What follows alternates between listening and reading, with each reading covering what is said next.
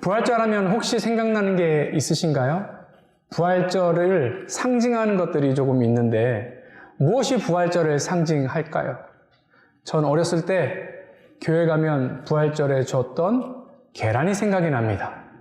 그리고 미국에 오니까 여기는 또 이스터 버니가 있어요. 토끼가 있습니다. 왜 토끼가 부활절의 상징이 됐는지 잘 모르겠습니다. 근데 어쨌든지 그런 것들이 부활절의 상징으로 남아 있는데 제 생각에는 그것보다 이 부활절에 어울리는 것이 하나 있다라고 생각합니다. 그것이 무엇인가 하면 바로 나비예요. 나비는 이전의 모습과는 완전 변화된 모습으로 아름답게 변해왔기 때문에 그렇습니다. 부활의 그 의미가 그 안에 있는 거예요. 나비는 애벌레에서 시작하죠. 그리고 그 애벌레가 번데기가 되고 그 다음에 번데기에서 나비가 나오게 됩니다. 완전히 다른 모습으로 변화되게 되는 거예요. 오늘 본문을 보니까 부활하신 예수님께서 제자들을 불러 모으십니다. 그 이유는 예수님께서 제자들에게 변화된 삶, 새로운 삶이 무엇인지 알려주시기 위해서 그렇게 하신 거예요. 이제 이 제자들은 이전과는 다른 삶을 살아야 합니다. 왜냐하면 부활하신 예수님을 이들이 만났기 때문에 그렇습니다. 그렇다면 우리도 마찬가지이죠. 우리도 부활하신 예수님을 만났기 때문에 이전과는 전혀 다른 그런 삶을 살아야 합니다. 특별히 예수님 믿기 이전의 삶과 그 이후의 삶이 완전히 달라져야 합니다. 또한 삶의 방식도 달라져야 하는 것이 있지요. 그렇다면 이 시간 예수님께서 우리에게 원하시는 새로운 삶이 무엇인지, 우리가 바꿔야 할 그 삶의 방식이 무엇인지 함께 살펴보기를 원합니다. 첫 번째, 예수님의 부활을 경험한 성도의 새로운 삶은 바로 예배의 삶입니다. 오늘 예수님께서 제자들을 어디 한 곳으로 부르십니다. 16절 보겠습니다. 11 제자가 갈릴리에 가서 예수께서 지시하신 산에 이르러. 어디로 부르셨습니까? 산으로 부르셨어요. 왜 예수님 산으로 이 제자들을 부르셨을까요? 그 전에 이 제자들의 상태에 대해서 한번 생각해 봤으면 좋겠습니다. 이 제자들은 예수님 죽음 때문에 예수님께서 고초당하시는 그것으로 인하여서 실패하고 또 상처를 받고 또 그것으로 인해서 스스로 자책하고 원망하는 삶을 살고 있었습니다. 부활하신 예수님께서 이들에게 나타나시고 또 여러 다른 증인을 통하여서 예수님 부활하셨다는 것을 보여줘도 여전히 이 제자들의 삶이 회복되지 않았어요. 이들의 마음이 회복되지 않았습니다. 그런 상태에 있는 제자들을 예수님께서 지금 산으로 부르신 거예요. 그런데 성경은 산에 대해서 큰 의미를 부여합니다. 성경에서 산은 하나님을 만나는 곳이기 때문에 그래요. 우리가 잘 알고 있는 모세 보세요. 모세가 하나님 어디서 만났습니까? 산에서 만나잖아요. 하나님께서 모세에게 율법을 주실 때 어디서 주셨습니까? 시내 산에서 주셨어요. 또 이스라엘을 하나님께서 만나실 때 산에서 만나셨습니다. 그리고 예수님께서 사람들에게 말씀을 전하시는 그 말씀의 장소가 어디였습니까? 산이었죠. 그래서 우리가 그것을 산상수훈이다 라고 이야기하지 않습니까? 그리고 예수님께서 또 다른 제자들과 함께 산에 올라가셔서 새롭게 변하셨어요. 그걸 우리가 변화산이다라고 사건이다라고 이야기하는데 이 모든 일들이 어디서 일어났습니까? 산에서 이루어진 거예요. 산은 하나님을 만나는 곳입니다. 그래서 예수님께서 이 제자들, 실패 가운데 있는 제자들, 상처 가운데 있는 제자들, 넘어짐 속에 있는 제자들을 산으로 부르신 것입니다. 근데 단순히 산에 간다고 이 모든 것들이 해결되는가? 그것은 아니에요. 17절 상반부 보도록 하겠습니다. 예수를 배웁고 경배하나. 제자들이 예수님 만난 다음에 어떻게 했대요? 예수님께 경배했습니다. 다른 말로 예수님을 한 것입니다. 이것이 중요한 거예요. 제자들의 삶이 실패하고 넘어지고 영적인 어둠 속에 갇힌 제자들이 어떻게 회복될 수 있는가? 바로 이 예배 때문에 회복될 수 있다라는 것입니다. 이 제자들의 영혼 깊이 변화를 일으킬 수 있는 것은 예배 때문인 것이고, 이들이 은혜를 받고 또 하나님과 온전한 관계 속에 나아갈 수 있는 방법은 바로 예배다라는 사실을 우리가 기억했으면 좋겠습니다. 그러니 예수님을 만난 이 변화된 성도의 삶 가운데 가장 중요한 요소는 뭐라고요? 바로 예배 드리는 거예요. 예배보다 우리 가운데 더 중요한 것은 없습니다. 근데 예배 자리에 가면 모든 게 다 해결되는가? 그건 또 아닌 것 같습니다. 17절 후반부 보도록 하겠습니다. 아직도 의심하는 사람들이 있더라.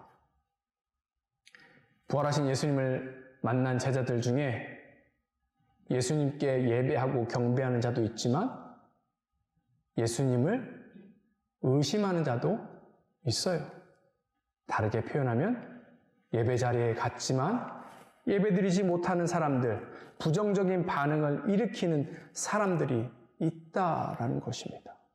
오늘 본문은 그 단어를 뭐라고 표현했어요? 의심하는 자들이다. 하나님 앞에 예배드리지 못하는 자들을 의심하는 자들이다 라고 이야기합니다. 근데 이 단어가 이 마태복음에 2번 쓰였는데 또 언제 쓰였냐면 베드로가 물 위를 걸으신 예수님을 바라보고 예수님 앞에 뛰어가죠. 예수님 저도 물 위에 걷게 해주세요 했다가 물에 빠지는 장면이 있습니다. 그렇죠? 거기에 또 동일한 단어가 나와요. 마태복음 14장 31절 보도록 하겠습니다. 예수께서 즉시 손을 내밀어 그를 붙잡으시며 이르시되 믿음이 작은 자여 왜 의심하였느냐 하시고. 그렇다면 오늘 우리 본문에 나오는 이 의심이라는 단어가 아예 믿음이 없다, 무신론자다, 성도가 아니다 그런 의미가 아니라 믿음이 작은 그 상태를 의심하였다라고 이야기하는 거예요. 의심하였기 때문에 그 믿음의 상태가 연약하고 부족하다라는 것을 우리가 알 수 있는 것입니다. 한번 이 베드로를 생각해 보세요. 베드로는 인류 최초로 물 위를 걸은 사람입니다. 베드로 이후에도 아마도 물 위를 걷는 사람은 없을 거예요. 얼마나 신나겠습니까? 그런데 베드로가 물에 빠졌어요. 잘 걷다 물에 빠졌어요. 왜 그래요? 그 안에 불확실성이 생겼기 때문에 그렇습니다. 머뭇머뭇거린 거예요. 믿음이 연약해서 머뭇머뭇거립니다. 큰 기적을 보고 큰 역사를 보면 뭔가 일어나겠지라고 생각했는데 막상 그 기적의 한가운데 있어도 그 마음속에 불확실성이 있으니까 믿음이 연약하니까 넘어지게 되는 거예요. 물에 빠지게 되는 것입니다. 만약에 이 자리 가운데 하나님 딱 오셔가지고 놀라운 기적을 베푸시면 우리가 영적으로 성장하겠지? 변화받겠지? 그런 생각할 수 있습니다. 죽은 자가 거기서 딱 일어나면 우리 교회가 부흥하겠지? 이런 생각이 들 수 있는데 그게 우리 믿음과 신앙생활이랑 아무 관계 없다는 것을 지금 말씀이 보여주고 있는 거예요. 큰 바람이 오면 거기 하나님이 계시겠지. 안 계시다는 거예요. 큰 지진이 일어나면 그곳에 하나님의 역사가 있겠지. 그곳에 하나님 안 계시다는 거예요. 큰 불이 떨어지면 그곳에 하나님이 있겠지. 그게 아니라는 것입니다. 물 위를 걸었던 베드로가 넘어진 것도 그렇고 오늘 본문에 제자들이 예수님 앞에 예배하는 그 자리 가운데서도 이 사람들이 의심하는 것도 그렇고 그 이유가 무엇인가 하면 뭔가 큰 기적, 큰 능력 이런 것들을 바라며 나아갔기 때문에 그런 거예요. 그런 것이 있을 때 그들이 믿음이 자라나고 그들 가운데 능력이 나타나고 그들 삶에 뭔가 큰 일이 나타날 것 같은 그러한 막연한 기대감으로 하나님 앞에 나아가니까 연약해 보이는 주님 앞에 의심하는 거예요. 아니 죽으셨는데 또 죽으시는 거 아니야? 이거 환상 아니야? 그렇게 나아갔던 것입니다. 사랑하는 성도 여러분, 우리 신앙생활에서 가장 중요한 요소는 바로 예배예요. 예배에 성공해야 우리가 삶에서 성공합니다. 예배에서 실패하면 반드시 삶에서 무너지게 되어 있어요. 이게 바로 영적인 신비입니다. 우리가 예배를 통해서 믿음이 자라가게 되고 또 예배를 통해서 우리 영이 회복되며 나아가는 거예요. 이것이 달라진 우리의 삶의 방식이 되어야 하고 주님께서 원하시는 새로운 삶이 되어야 할 것입니다. 그런데 왜 누구는 예배드리면서 누구는 예배드리지 못해요? 가장 중요한 요소는 우리 안에 있는 것입니다. 무슨 얘기인가 하면 우리 가운데 열린 마음이 필요한 거예요. 우리 마음이 활짝 열려 있어야 주님께서 주시는 은혜를 우리가 누리며 나아갑니다. 지금 상황과 환경이 모두 다가 동일하잖아요. 근데 왜 어떤 사람은 은혜 받는데 왜 어떤 사람은 은혜 받지 못하고 의심이 가득합니까? 그 안에 마음의 문제라는 거예요. 마음을 활짝 열고 주님을 맞이해야 그 예배 가운데 우리가 하나님을 만날 수 있는 것입니다. 그 가운데 우리가 하나님의 은혜를 경험할 수 있는 거예요. 그럴 때 그 말씀이 우리 삶을 위로하고 격려하고 우리 영이 회복되며 나아가는 것입니다. 온전한 예배자의 삶으로 우리가 돌아가 주님 주시는 이 놀라운 은혜를 날마다 누리며 나아가는 우리 모두가 되었으면 좋겠습니다. 예수님의 부활을 경험한 성도의 새로운 삶은 두 번째, 제자의 삶입니다. 오늘 예수님께서 예배드리는 이 제자 가운데 한 가지 명령을 하십니다. 19절 그리고 20절 상반부 보도록 하겠습니다. 그러므로 너희는 가서 모든 민족을 제자로 삼아 아버지와 아들과 성령의 이름으로 침례를 베풀고 내가 너희에게 분부한 모든 것을 가르쳐 지키게 하라. 오늘 이 19절과 20절 상반부 보면 여러 가지 명령이 있는 것처럼 보이는데 이 19절에서 20절에서 보면 가장 중요한 단어가 뭐라고 생각하십니까? 이게 이제 구문론적으로 보면 19절 보여주세요. 구문론적으로 보면 제일 중요한 단어는 뭐냐면 제자 삼아입니다. 이 19절과 20절 상반부의 주동사는 제자 삼아이에요. 그리고 그 다음에 가서 침례를 베풀고 가르쳐 지키고 이것은 이 제자 삼는 이 단어를 수식해주는 분사구입니다. 그러니까 중요한 건 무엇인가 하면 제자 삼는 것이 주님께서 우리에게 명령하신 일이라는 거예요. 쉽게 이게 무엇인가? 제자의 삶을 살아가는 것입니다. 여기 보세요. 주어가 뭐예요? 너희입니다. 이 너희에 소속 안 되는 사람이 있습니까? 우리 모두가 이 너희 안에 들어가는 거예요. 그럼 우리 모두는 뭐예요? 제자입니다. 그러면 제자의 삶을 사는 거예요. 간다는 의미는 순종하는 것입니다. 우리가 갈 수 없다고 느끼는 것, 가기 싫은 것, 가도 되나? 막 이런 생각이 들 때에 순종해서 가는 것, 이것을 이야기하는 것이고 침례를 베푼다라는 의미가 무엇인가 하면 여기 보면 아버지와 아들과 성령의 이름으로 침례를 베풀라라고 이야기하고 있죠. 이거는 관계성에 대해서 이야기하는 것입니다.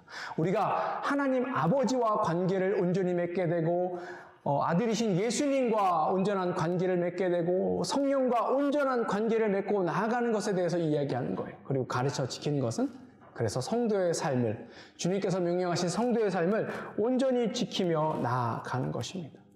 이거 우리가 다 아는 거예요. 제가 더 이렇게 깊게 설명드리지 않아도 우리가 다 아는 내용입니다. 근데 중요한 건 뭐냐면 이 말씀을 볼 때 사람들이 오해하는 거예요. 혹은 이 말씀을 왜곡합니다. 특별한 사명자가 이 일을 하는 것이지 나는 이런 사명자는 아닙니다. 예수님께서 제자라고 이야기하셨지만 넓게 보면 제자일 수 있지만 저는 그냥 성도예요. 저는 사명자, 사역자는 아닙니다. 이렇게 이야기할 수 있는데 그게 아니라고요.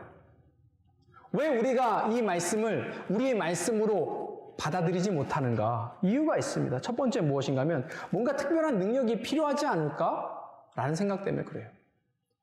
저는 능력이 없어요. 저는 말주변도 없어요. 저는 잘할 수 있는 것도 없습니다. 저는 이제 신앙생활 한 지 얼마 되지 않았어요. 저는 아직도 더 잘해야 돼요. 연약해요. 등등의 말을 하는데 그거는 아무 소용없어요. 필요 없는 말들이에요. 왜냐하면 하나님께서 이 모든 것을 하라고 명령하셨기 때문에 그렇습니다. 또 두 번째 이유가 있는데 어쩌면 많은 사람들이 이것 때문에 이 말씀을 안 받아들이는지 모르겠습니다. 뭐냐면 이런 삶을 사실은 원치 않아요. 왜 이런 힘든 삶을 삽니까?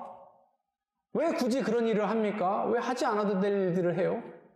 누가 하는 사람 있으니까 잘하는 사람 시키세요. 나는 그 일 하고 싶지 않습니다. 내 삶은 그렇게 나가지 않기를 원합니다. 이렇게 생각하기 때문에 이 말씀을 개인적으로 받아들이지 못하는 그런 경우가 있는 것 같습니다. 근데 이 모든 것 다 우리가 버리고 나아가야 돼요. 앞에 말씀드린 것처럼 이 명령 누구에게 주어진 것입니까? 저와 여러분들에게 동일하게 주어진 거예요. 우리가 이 일을 할 수 있습니다. 왜요? 하나님께서 이것을 우리 힘으로 하라고 말씀하지 않았기 때문에 그래요. 18절 보도록 하겠습니다. 예수께서 나와 말씀하여 이르시되 하늘과 땅의 모든 권세를 내게 주셨으니. 예수님께서 권세를 갖고 계십니다. 그 권세는 하늘과 땅, 우주적인 모든 권세예요. 하나님으로서의 권세입니다. 그런데 동일하게 그 권세를 누구에게 주신 거예요? 저와 여러분들에게 주신 것입니다. 그 권세로 하나님 명령하신 것을 지켜 행하라라고 지금 말씀하고 계시는 거예요. 그러니 변화된 부활의 능력을 경험한 예수님을 믿게 된 우리가 따라야 될 삶은 바로 이 권세를 누리며 살아가는 삶입니다.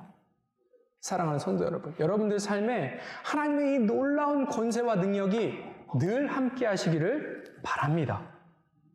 이 권세가 얼마나 큰 능력인 줄 알아요? 우리는 이 능력을 체험하지 못하고 경험하지 못하는데 이건 엄청난 능력이 있는 것입니다. 사도행전 1장 8절 볼게요. 오직 성령이 너희에게 임하시면 너희가 권능을 받고 예루살렘과 온 유대와 사마리아와 땅끝까지 이르러 내 증인이 되리라 하시니라. 성령님이 임하실 때 뭘 받는데요? 권능을 받는 거예요. 그 권세를 받게 되는 것입니다. 그럴 때 어떤 일이 일어나는가? 예루살렘과 온 유다와 사마리아와 땅끝까지 이르러 증인이 되는 것입니다.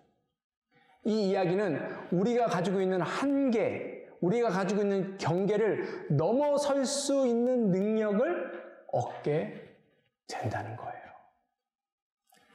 지금까지 하지 못했던 것인데 이 성령의 능력 때문에, 이 권세 때문에 우리가 그 한계를 극복하고 나아갈 수 있는 것입니다. 성령님께서 함께 하시니까 우리가 이 모든 것들을 할 수 있는 거예요. 내 성정으로는 우리 그런 말 많이 하죠. 누군가 다퉜을 때 너 운 좋은 줄 알아. 나 예수님 안 믿었으면 너 운 좋은 줄 알아. 그것도 사실은 예수님의 그 권능과 능력으로 인해서 우리 한계를 넘어선 거예요. 참아주고 용납하고 용서하고. 조금 더 이 사도행전 1장 8절 말씀을 자세히 보면 지금 예루살렘과 유다는 어떤 지역이냐면 이 제자들을 미워하고 싫어하고 핍박하는 곳입니다. 이런 데 가시고 싶은 사람 계세요?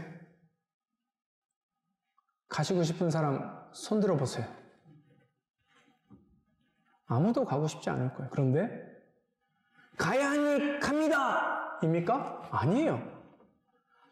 예수님의 권세와 그 권능으로 인해서 우리가 한계를 극복하고 그 경계를 넘어서 갈 수 있는 거예요. 사마리아와 땅끝은 무엇을 의미합니까? 내가 싫어하고 내가 미워하는 곳이에요. 그런데도 우리가 예수님의 권세로 인해서 그 한계를 극복하고 넘어갈 수 있는 것입니다. 예수님의 권능이 우리 가운데 임할 때 우리 지경이 넓어지는 거예요. 우리 영향력이 커지는 것입니다.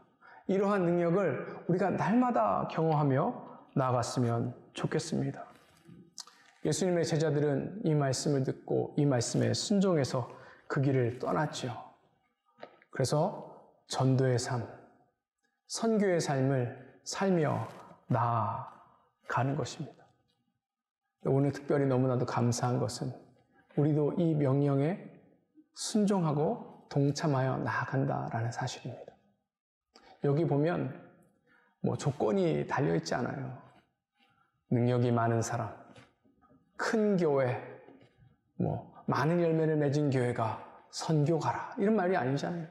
우리 모두가 갈 수 있다라고 이야기하잖아요. 우리는 연약하고 부족해도 우리가 주님의 말씀에 순종하며 나아갔기 때문에 주님께서 우리에게 이 길을 활짝 열어주신 줄 믿습니다.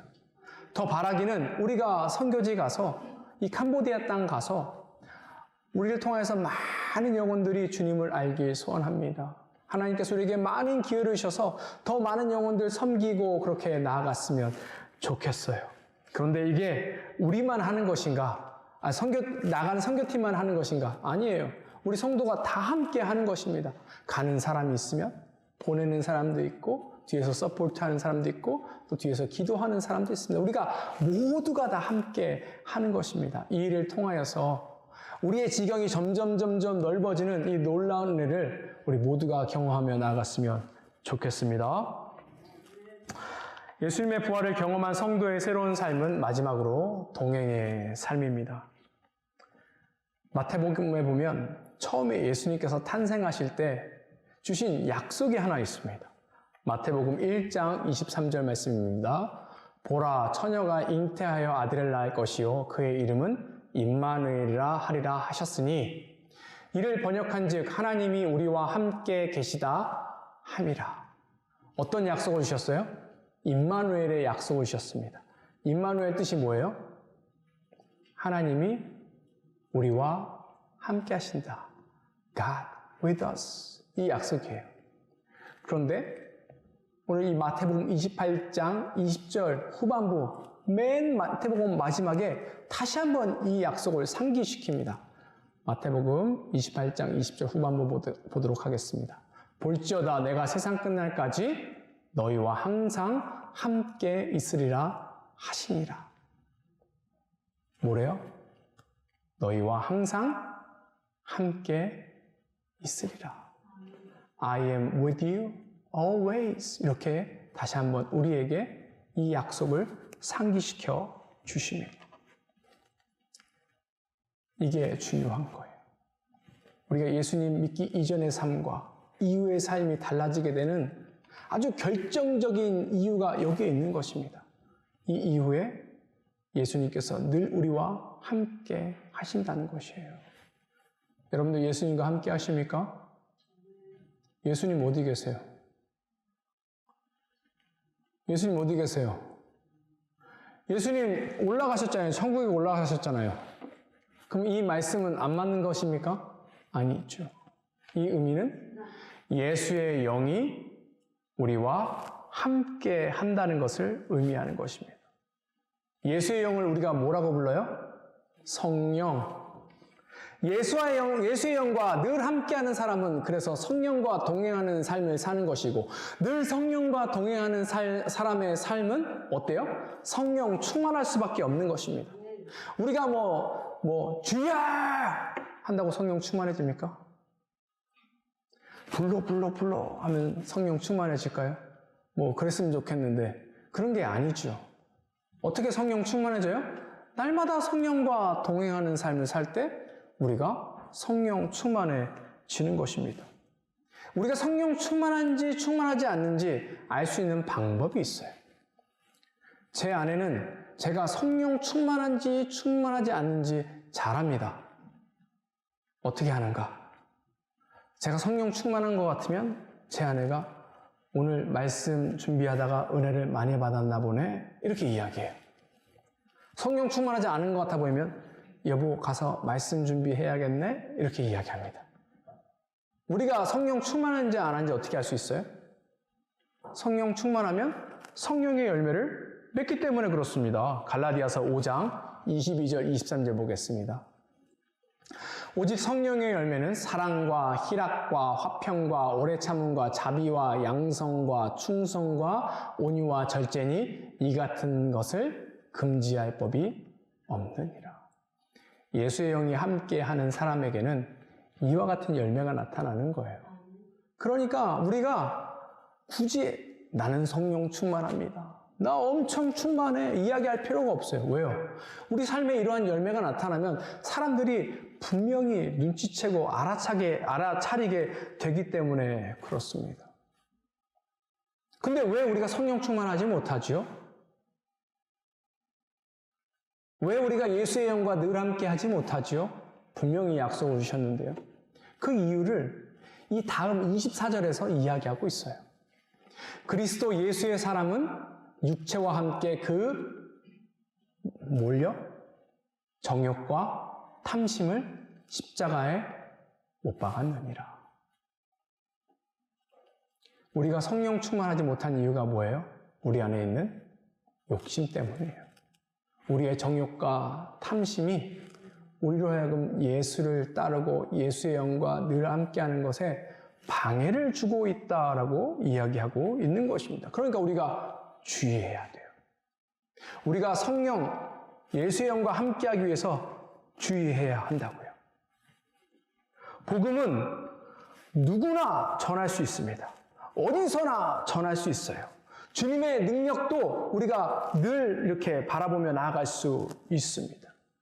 앞에 제자 삼으라 했으니까 나가서 이 말씀대로 말씀 전하며 살 수 있어요. 세상에 선포할 수 있습니다. 지금은 많지 않지만 예수 천당 불신지요. 담대하게 세상 가운데 그렇게 선포할 수도 있어요. 근데 그것보다 더 중요한 게 무엇인가 하면 우리가 예수의 영으로 충만해질 때에 우리가 전하는 복음이 더 가치 있어지는 것입니다. 왜냐? 복음을 담는 그릇이 아름답기 때문에 그래요. 복음을 담는 그릇이 아름답지 못하면 그 안에 있는 복음의 가치가 떨어지게 되는 거예요. 이게 변화된 삶입니다. 제가 단도직입적으로 말씀드리겠습니다. 왜 이 시대에 교회가 세상으로부터 손가락질 당하고 성도들이 손가락질 당할까요? 야, 니들은 몰라. 이 귀한 것 줘도 니들은 몰라. 뭐 잘 알지도 못하면서 비난하는 거야. 라고 우리는 이야기하지만 뭐 그런 부분이 없지 않아 있을 수 있지만 더 중요한 것은 무엇인가 하면 이 복음을 전하는 자들의 삶이 이 전하는 그릇이 온전하지 못하기 때문에 그렇습니다. 우리의 삶이 온전하지 못하기 때문에 우리가 전하는 그 복음의 가치가 떨어지는 거예요. 거기에 아무도 매력을 느끼지 못하는 거고 아무도 그것을 얻고 싶어 하지 않는 것입니다. 사랑하는 성도 여러분, 우리의 삶을 되돌아봤으면 좋겠습니다. 뭐 저도 여기서 자유로울 수는 없는데 예수의 영이 있는 사람의 말이 왜 그렇죠? 예수의 영이 있는 사람의 삶의 행실이 왜 그와 같죠? 우리가 반성해야 돼요. 우리가 회개해야 합니다. 왜요? 예수의 영이 있는 사람의 그 모습을 우리가 보이지 못하고 있기 때문에 그렇습니다. 왜 예수님 믿는 사람이 더 마음이 고약하고 완악하고 더 욕심이 많고 그럽니까? 오늘 말씀을 보니까 이 정욕과 탐심, 결국 이것 때문에 우리가 성령 충만하지 못하고 성령의 열매를 맺지 못하고 예수의 영을 온전히 쫓지 못한다는 것을 다시 한번 기억하며 나아갔으면 좋겠습니다. 변화된 우리 삶 가운데 이 예수의 영으로 인하여서 우리 말과 행실 속에 그리스도가 날마다 증거되며 나아갔으면 좋겠습니다.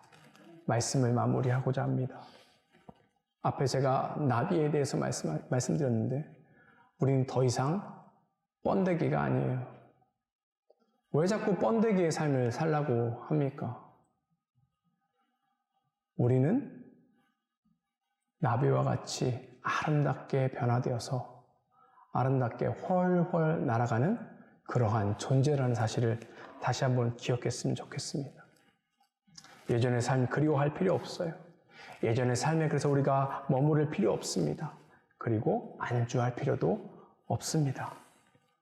나비와 같이 훨훨 날아서 날마다 예배하며 그것을 인하여서 늘 우리 영이 회복되고 온전히 복음을 전하고 또 복음을 누리는 저와 여러분들이 됐으면 좋겠습니다. 기도하겠습니다.